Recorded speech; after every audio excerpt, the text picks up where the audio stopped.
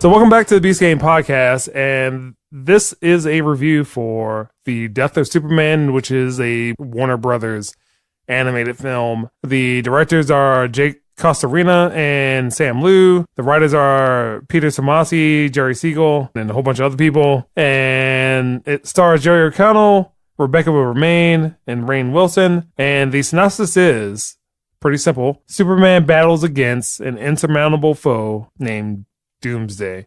Unlike other iterations of Superman, Lois Lane might know that Superman and Clark Kent are the same person. This one takes the angle that she doesn't know, and she's only dating Clark Kent.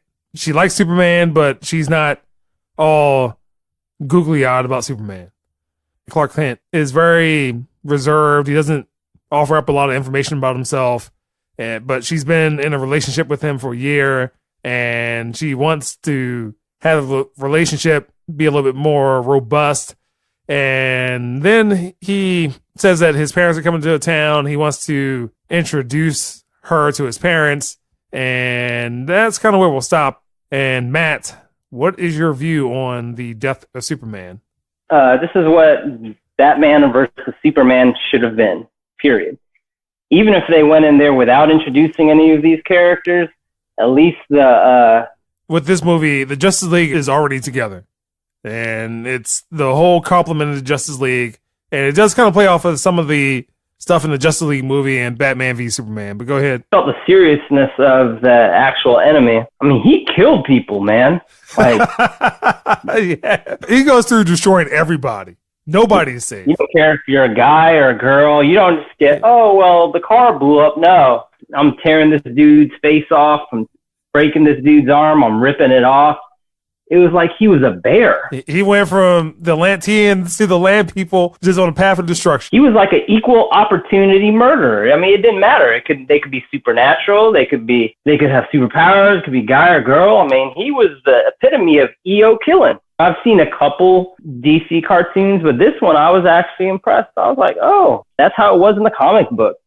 He started off, I mean, he wasn't just all these horns. He was covered up, and then later on he turned to what he did towards the end of the cartoon. And as Matt said, this is based off of the comic book, The Death of Superman. So they didn't dumb down Superman's powers at all. I mean, even in the beginning of the movie, they set that tone. I mean, Superman was fast. Like, I don't remember seeing him that fast in the movies. He was a formidable foe. I'm like, holy shit. There was one point, I'm trying to think, was it Green Lantern or someone who was just like, do what you have to do to destroy this guy. It doesn't matter what you have to do. Just do Wonder Woman.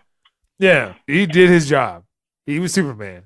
Arc of the movie is the Lois Lane part and him trying to open up to her to tell her that he's Superman, and the reason why he hasn't spoken to her about it is to protect her. Lex Luthor also involved in the whole storyline. He was okay in that. The whole thing is Doomsday. Even Lex Luthor tried to get his moment in at the end of the movie. Yeah, he was a punk. So basically, Superman's getting beat. Oh, did he? And then out of nowhere comes Lex Luthor in a super suit. Doomsday handed him his ass, too. Yeah, and then Superman saves Lex Luthor, and then Superman dies. He was about to tear up the love of his life. Yeah. And motivated him. Superman put his neck around. Did he ever? That was some Mortal Kombat shit. His neck just spun around, like twisted up, and next thing you know, he was like... Matt, what score would you give The Death of Superman?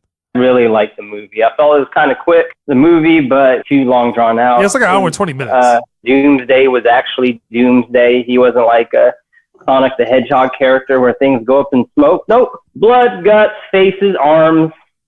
There's no talking. He is just straight destruction. Nothing else. Yep.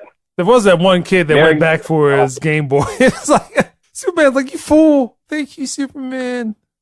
That one guy was basically getting a hard on for Superman. Hey, Soups, you're my buddy, man. Yeah. Yeah, but didn't like it as much as a 9. I did like it as a 6, but the thing for me is just that it is kind of short, and it do spend a little too much time on some of those side characters that are just people in Metropolis. Particularly that one sailor guy.